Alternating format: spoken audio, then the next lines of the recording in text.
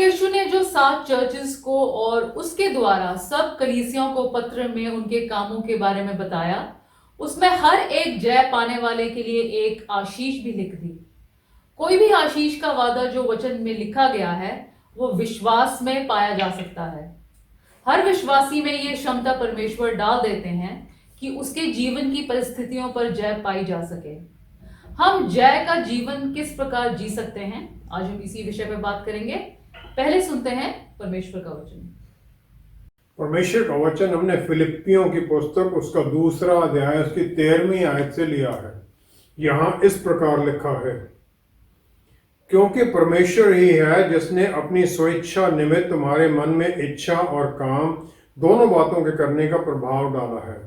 सब काम बिना कुड़कुड़ाए और बिना विवाद के किया करो, ताकि तुम निर्दोष और भोले होकर टेढ़े और हठीले लोगों के बीच परमेश्वर के निष्कलंक संतान बने रहो, जिनके बीच में तुम जीवन का वचन लिए हुए जगत में जलते दीपकों के समान दिखाई देते हो, कि मसीह के दिन मुझे घमंड करने का कारण हो कि ना मेरा दौड़ना और ना मेरा परिश्रम करना व्यर्थ हुआ।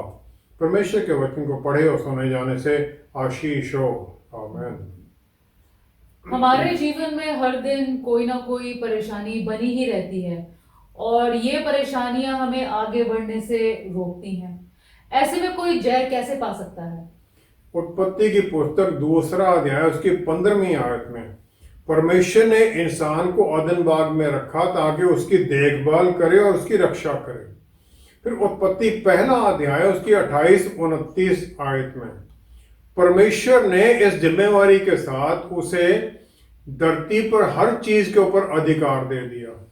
हर फल को खाने का, एक फल छोड़ के, हर एक जो जड़ी बूटी हर्ब थी जिसमें बीज था फल में, वो सब उसे दे दिया।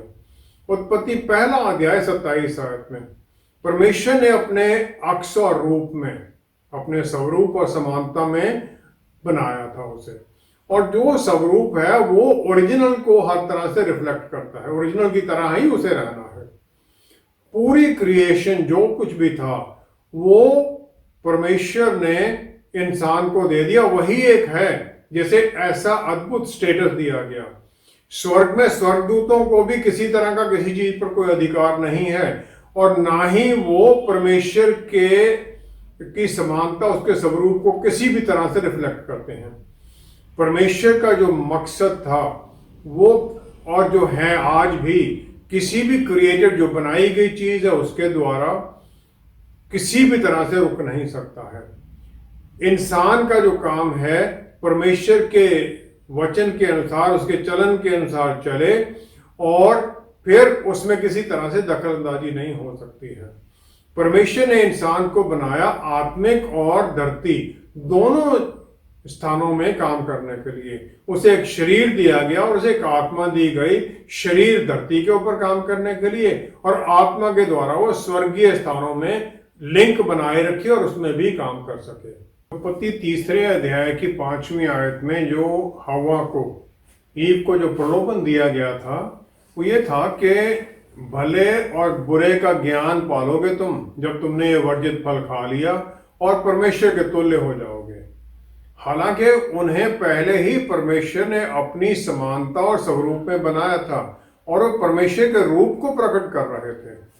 आज्ञा ना मानने का जो उन्होंने पाप किया उसके कारण उन्हें आत्मिक प्रयाण से, आत्मिक जो आशीषें थी, जो उनका पावर, जहां से बल उन्हें मिलता था, उससे उन्हें कट गए वो, और फिर वो सिर्फ इस धरती में ही सीमित रह गए। इंसान ने इस धरती के ऊपर हर चीज पर राज्य करना था। परमेश्वर ने उसे इसीलिए बनाया था, और इसीलिए शैतान उसकी खिलाफत में था।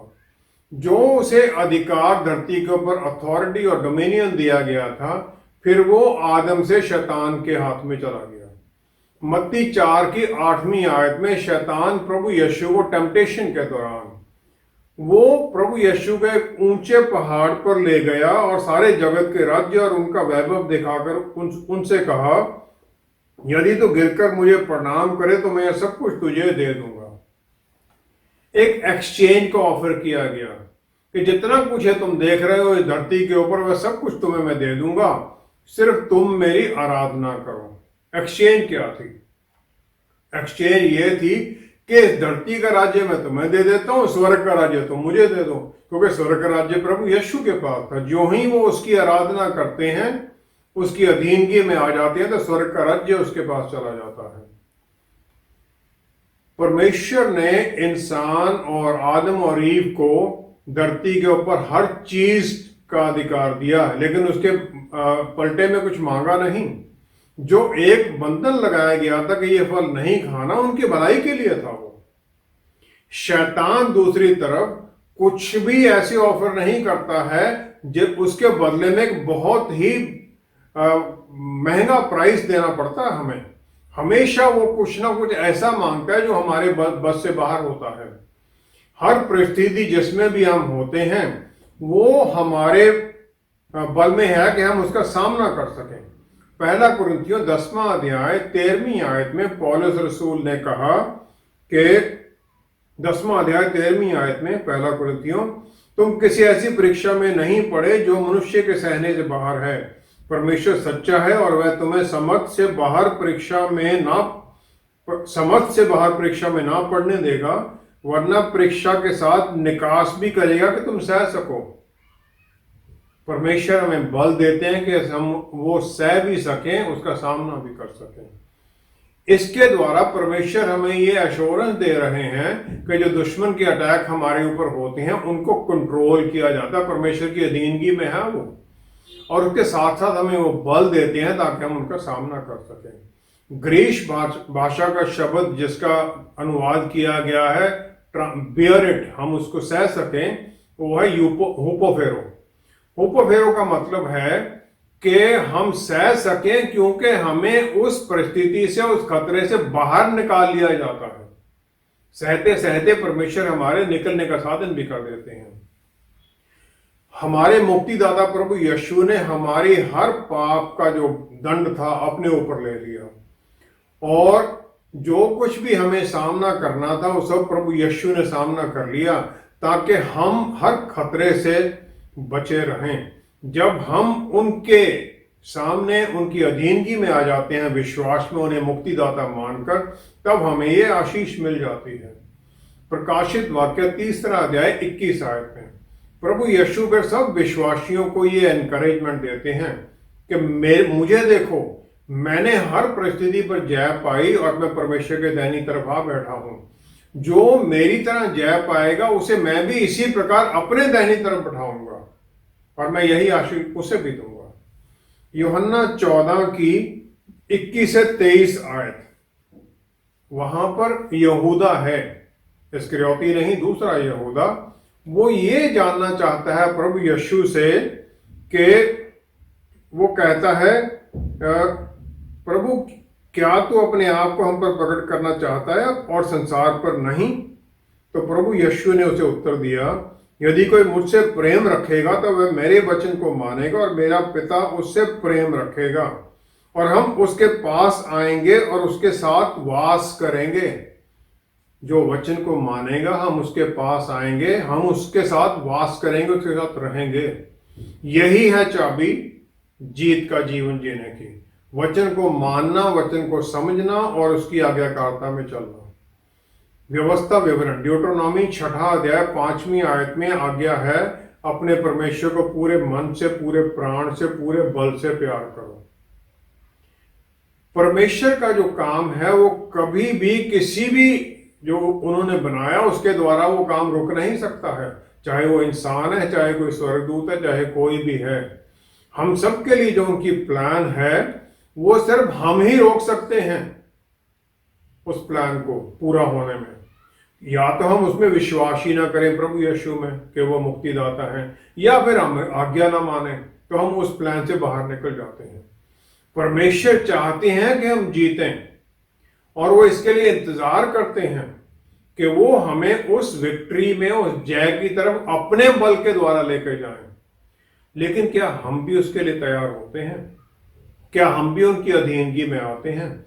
क्या हम भी उनसे प्यार करते हैं? जिससे हम प्यार करते हैं फिर उसको हम अपने आप को समर्पित कर देते हैं। क्या हम अपने आप को समर्पित करने के लिए तैयार हो जाते हैं?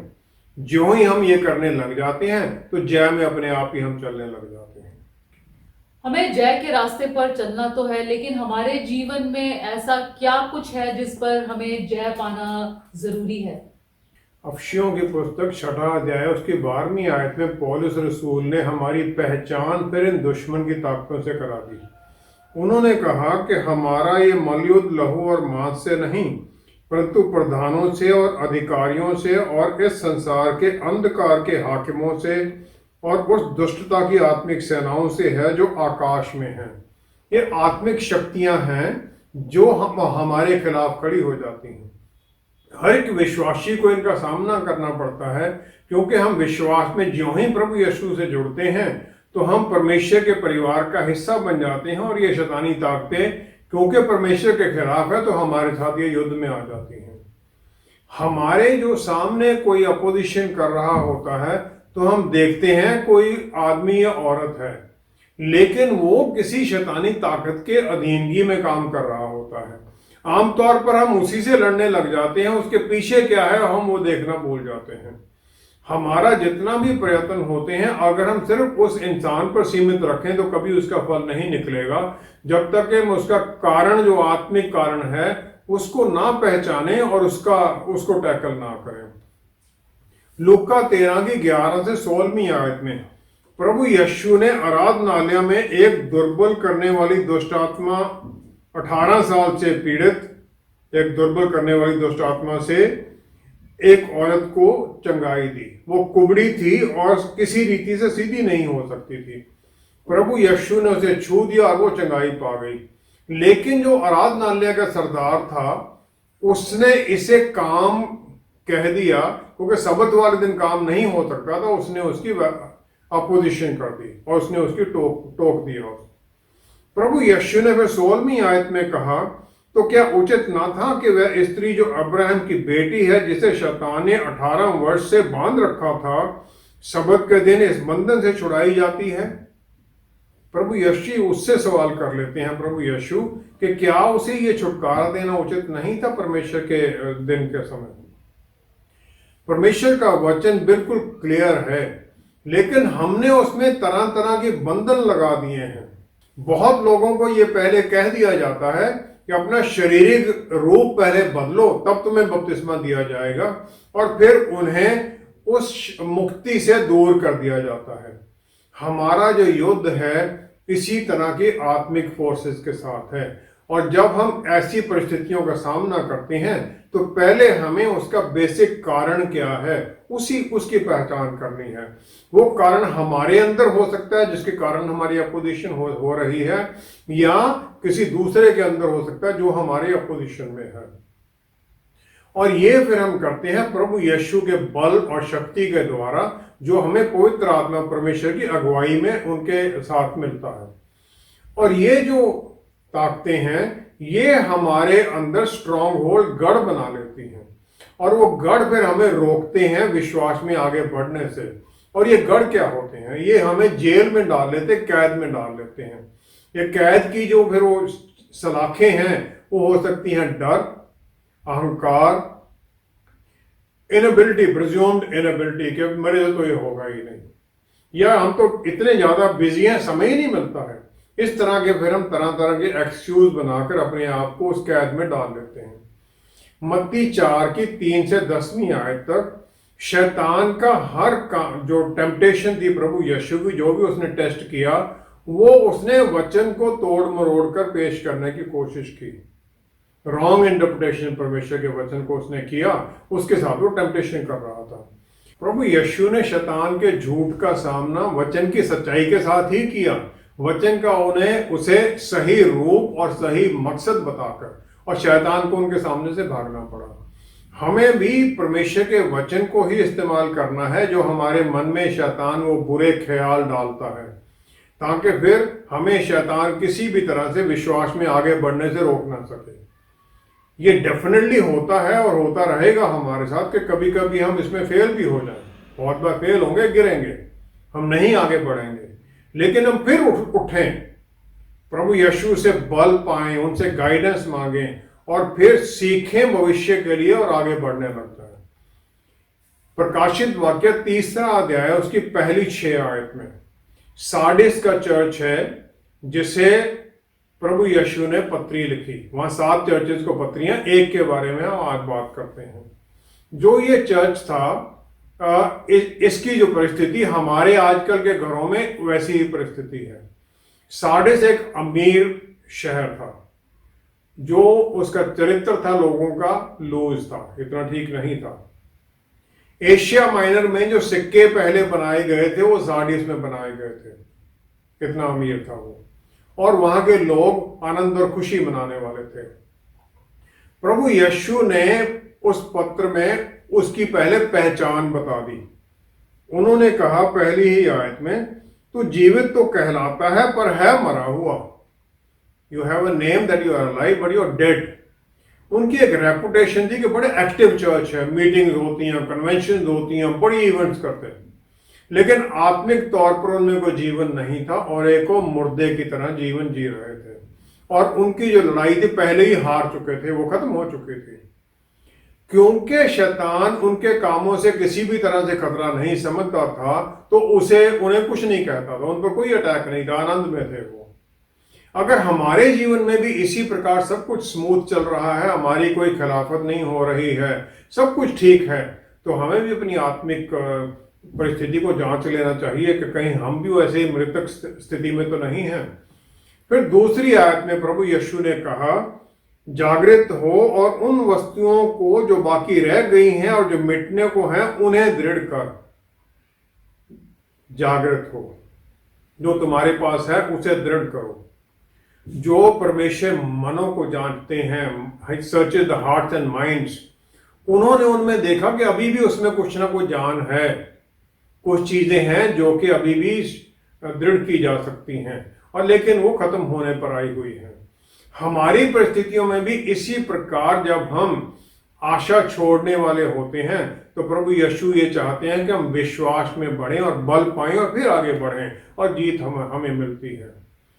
उनके जो काम थे वो इनपरफेक्ट थे, सही नहीं थे परमेश्वर के सामने, और क्योंकि वो सब कुछ एक शुरू तो करते थे लेकिन उसे वो संपूर्णता की तरफ नहीं लेके जाते थे, बीच में ही छोड़ देते थे।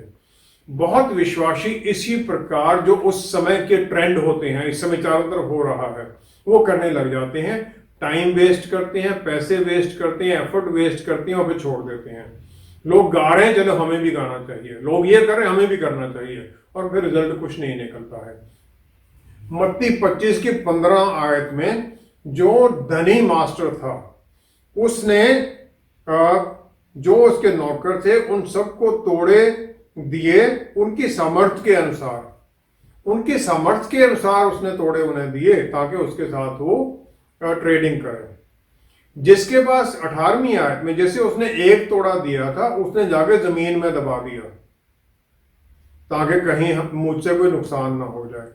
इसी प्रकार हम भी जो परमेश्वर ने हमें गिफ्ट दिए हैं, शक्तियां दी हैं, हमें कुछ गुण दिए हैं हमारे जीवन में स्वर्ग राज्य के कामों के लिए, हम वो सब कुछ इसी प्रकार छोड़ देते हैं, उनका इस्तेमाल ही नहीं करते, और फिर हमें वो अंधेरे में बाहर फेंक दिया जाता है।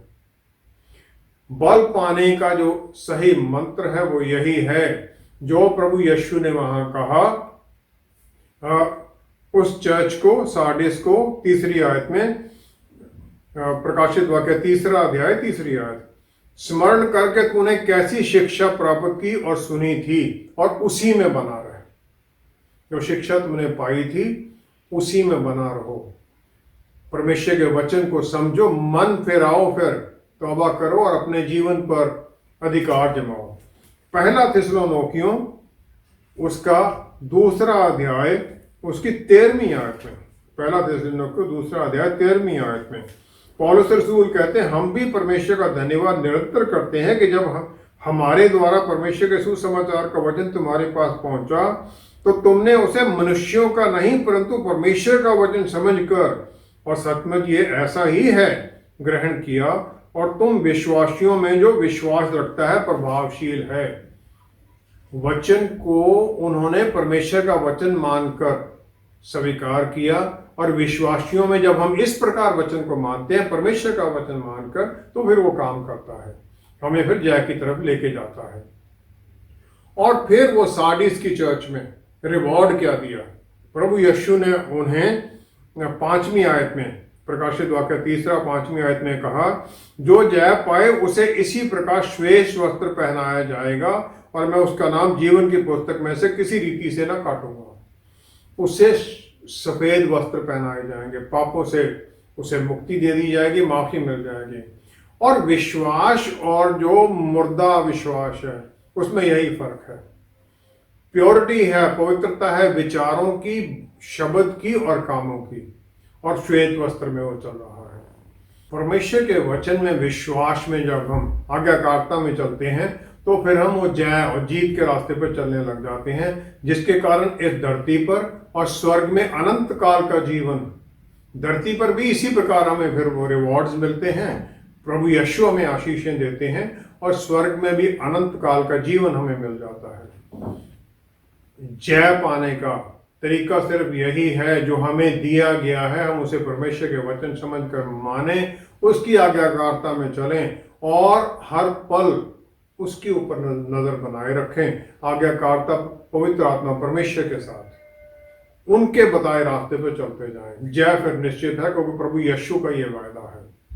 हम सब अपनी परिस्थितियों से किसी भी तरह से हारना नहीं चाहते हैं, लेकिन बार बार मन में जो शंकाएं आती रहती हैं, उनसे कैसे जीता जाए। पौलुस रसूल ने अपने जीवन में बहुत दिक्कतों का सामना किया, और फिर उन्होंने इसका हमें उत्तर बता दिया। फिलिपियों की पुस्तक 2 अध्याय 13 से 16 आयत तक उन्होंने कहा कि परमेश्वर ही है जिसने अपनी स्वेच्छा निमित्त तुम्हारे मन में इच्छा और काम दोनों बातों के करने का प्रभाव डाला है। परमेश्वर हमारे मन में इच्छा डालते हैं कुछ करने के लिए, और फिर उनका अनुग्रह हमारी कमजोरियों में काम करने लग जाता है, और फिर हमारे अंदर वो जीवते पानियों का चश्मा अंदर शुरू कर देते हैं पवित्र आत्मा परमेश्वर द्वारा, जो हमें बल देता है और हमें जय की तरफ लेके जाता है। जब हम परमेश्वर के वचन की आज्ञाकारिता में चलने लग जाते हैं, तो हमारी इच्छा और हमारे काम उनकी इच्छा के अनुसार अपने आप होने लग जाते हैं। लेकिन ये होता इस प्रकार है कि हम भी एक्टिवली इसमें हिस्सेदार बने, ये नहीं कि हम ऐसे ही बस बैठे रहें, वेट करते रहें। कैसे होता है? पौलुस रसूल ने फिर आगे कहा, बिना कुड़कुड़ाए और बिना विवाद के काम किया करो। कोई कंप्लेनिंग नहीं, कोई डिस्प्यूटिंग नहीं। कंप्लेन किसके सामने? परमेश्वर के सामने। मैं तो प्रार्थना करता हूं, उत्तर ही नहीं मिलता, क्या करें जी। और डिस्प्यूट से एक दूसरे के साथ, लीडर्स के साथ, और जो अविश्वासी उनके साथ भी हम झगड़ा ना करें, क्योंकि इसके द्वारा हम इधर उधर के कामों में लग जाते हैं, और फिर हम हार की तरफ और फेलियर की तरफ जाने लग जाते हैं। हमें चमकना है रोशनी की तरह यहां की उस क्रिकेट जनरेशन के सामने। उन्होंने कहा, इस जगत में जलते दीपकों के समान दिखाई देते हो। जलते हुए दीपक की तरह हमें चमकना है, क्योंकि हम इस दुनिया की ज्योति हैं। प्रभु यीशु ने कहा, कितनी हम ब्राइटली, कितना हम चमकते हैं, कितनी रोशनी हमारी दूसरे के सामने जाती है, क्योंकि हम ये दिखाते हैं रोशनी परमेश्वर के वचन के द्वारा, ताकि मुक्ति का जो आनंद है उनके जीवन में ही पहुंचे। और हम ये करते हैं। 16वीं आयत में पौलुस रसूल ने कहा, जीवन का वचन लिए हुए हम चलते रहें। जीवन का वचन लिए हुए उसको पकड़े रखें, और इसके द्वारा फिर हमारे बल आता है, और फिर हम इस वचन की शक्ति में ही चल सकते हैं। 1 यूहन्ना 3 अध्याय 8वीं आयत में, परमेश्वर के पुत्र इस दुनिया में आए, प्रभु यीशु यहां पर आए शैतान के कामों को नाश करने के लिए। और हम क्योंकि परमेश्वर के परिवार का हिस्सा बन जाते हैं, हमारा भी यही काम बन जाता है, शैतान के कामों को नष्ट करने का।